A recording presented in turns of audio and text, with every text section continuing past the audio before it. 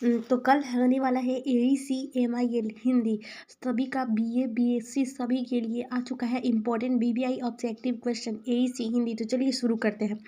जिनका उच्चारण अन्य किसी ध्वनि के सहयोग के बिना संभव हो उसे क्या कहते हैं? तो स्वर ध्वनि।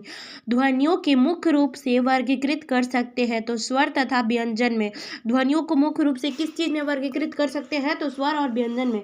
जब कमजोर व्यक्ति फुसफुसाहट से अपनी बात कहता है तो वायु स्वर तंत्रियों से साधारण संघर्ष करती हुई आती है, उसे क्या कहते हैं? जपित। ओष्ठ व्यंजन क्या है? तो प फ ब भ म। जिन व्यंजनों के उच्चारण में जिह्वा को कोई ना कोई भाग मुख के किसी न किसी भाग से स्पर्श करता है वो क्या कहलाता है? स्पर्श व्यंजन। सामान्यतः व्यंजन कितने प्रकार के होते हैं? तो 6। कौन से व्यंजनों के उच्चारण में अन्य व्यंजनों की सहायता लेनी पड़ती है? संयुक्त व्यंजन। राज्य भाषा हिंदी लिपि लिखी जाती है कौन सी लिपि में? तो देवनागरी लिपि में। विश्व में सर्वाधिक वैज्ञानिक लिपि कौन सी मानी जाती है? तो देवनागरी लिपि। एक ही ध्वनि के लिए एक से अधिक संकेतों का प्रयोग होता है रोमन में। हिंदी के संयुक्त व्यंजन कौन कौन से हैं? तो छ, त्र, ज्ञ और त्र। हिंदी के संयुक्त व्यंजन छ, त्र, ज्ञ और स्र। अब हमारा क्वेश्चन क्या है? हाँ, र कितने रूपों में लिखा जाता है? र को कितने रूपों में लिखा जाता है? तो 4। रोमन के र कितने रूपों में लिखा जाता है? तो 2। अर्धवृत्तीय रूप में लिखी जाने वाली ध्वनियां किस भाषा से ली गई हैं? तो अंग्रेजी से। अरबी फारसी ध्वनियों के लिए नागरी लिपि में क्या व्यवस्था की गई है? व्यंजन के नीचे बिंदी लगाकर। चंद्रधर शर्मा गुलेरी ने उत्तरी अपभ्रंश को नाम दिया है पुरानी हिंदी। फोर्ट विलियम कॉलेज के प्रथम अध्यक्ष कौन थे? तो जॉन गिलक्राइस्ट। सत्यार्थ प्रकाश की रचना किसने की थी? सत्यार्थ प्रकाश की रचना ने की थी क्या? तो महर्षि दयानंद ने। सत्यार्थ प्रकाश किताब की रचना किसने की? तो महर्षि दयानंद सरस्वती ने। फोर्ट विलियम कॉलेज की स्थापना कब हुई थी? तो 1800 ईस्वी में। 1800 ईस्वी में। भाषा का अस्तित्व प्राप्त परिवर्ती रूप है तो लिखित। हिंदी को सर्वसम्मति से दर्जा दिया गया है 14 सितंबर 1949 को। टीवी, रेडियो, टेलीफोन आदि की भाषा को हम लोग क्या कहते हैं? यंत्र आधारित भाषा। परिवार में जन्म लेने वाला बच्चा सबसे पहले क्या सीखता है? तो मातृभाषा। कुछ लोगों के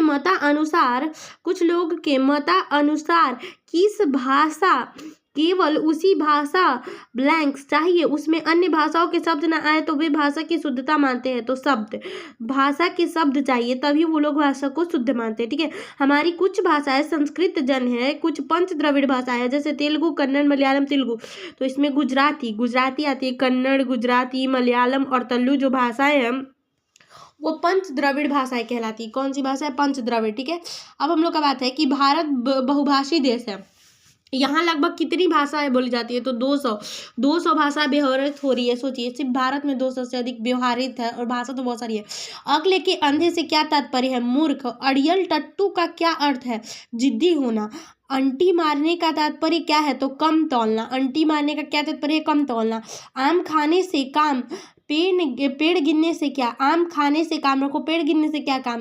ठीक है, तो इसमें क्या ब्लैंक्स होगा? पेड़ गिनने से क्या, तो इसमें क्या भरेंगे हम लोग? काम। ईश्वर की कृपा या अनुकंपा। तो ईश्वर की माया कहीं धूप कहीं छाया। ईश्वर की अनुकंपा नहीं, ईश्वर की माया कहीं धूप कहीं छाया। ठीक है, एक ढले हैं, एक माया जाल, एक टकसाल के ढले हैं, एक टकसाल के ढले हैं।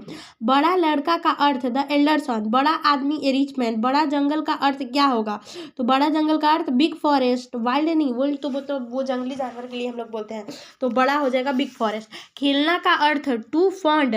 भेद खोलना का अर्थ टू डिस्क्लोज सीक्रेट। ताला खोलने का अर्थ क्या होगा? तो टू अनलॉक। ठीक है, देना का अर्थ टू गिव। शिक्षा देना का टू टीच। दोष लगाना का टू ब्लेम। खर्च देना का क्या अर्थ होगा? खर्च देना तो टू मीट द एक्सपेंस। दुख या आपत्ति का पूर्ण निश्चय न होने पर कौन सा मनोभाव उत्पन्न होता है? तो भय। कल तुम्हारे हाथ पांव टूट जाएंगे, ऐसा वाक्य क्या सुनकर क्या अनुभूत होता है? तो भय। गेहूं बनाम गुलाब निबंध के लेखक कौन है? तो राम वृक्ष बेनीपुरी। गेहूं और गुलाब निबंध है तो ललित। गेहूं और गुलाब ललित। गेहूं और गुलाब किस बात के प्रतीक हैं? तो भौतिकता एवं सौंदर्य बोध का। भौतिकता एवं सौंदर्य बोध का। ठीक है, प्रथम प्रथम संगीत का स्वर किस समय गूंजा? तो गेहूं के उखल के कूटने पर। गेहूं और गुलाब निबंध में गेहूं किसका प्रतीक है? गरीब का। विशेष जाति के कितने आदमी बुलाए गए? तो 5। वेश बदले हुए राजा ने 2 तारीख को कर्मचारी के कितने रुपए घूस दी थी? तो 5। साधु को ताबीज बनाने के कारखानों को खोलने के लिए कितने करोड़ रुपए पेशगी मिले थे? तो 5 करोड़। बाबर की ममता शीर्षक कहानी के लेखक कौन है? तो देवेंद्र शर्मा। देवेंद्र शर्मा। बाबर किसके जाने से पहले खुद को अपना जान हाजिर करता है? तो हुमायूं के जाने से पहले अपना जान हाजिर करता है। किसने कहा हिम्मत से काम लेने के लिए?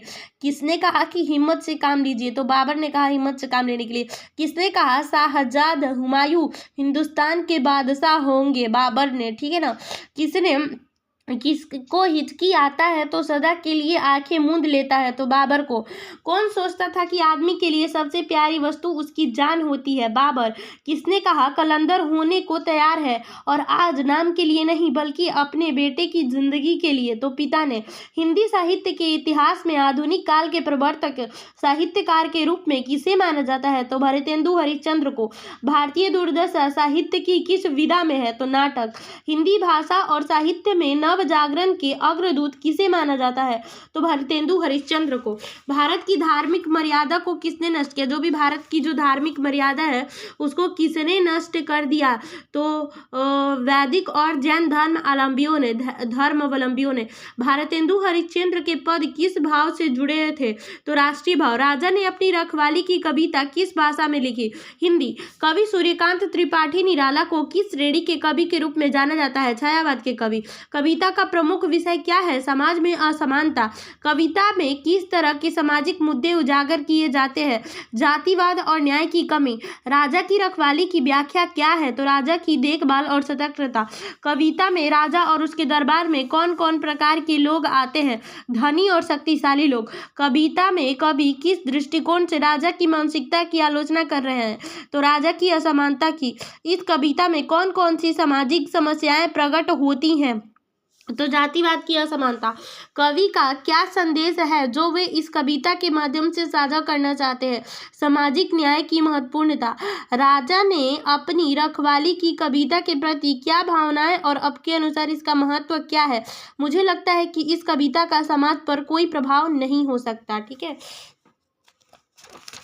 अब हमारे पास जो भी है ऑब्जेक्टिव क्वेश्चन खत्म होता है। अगले वीडियो में हम शुरू करेंगे लघु और दीर्घोत्तरीय प्रश्न। Thank you so much.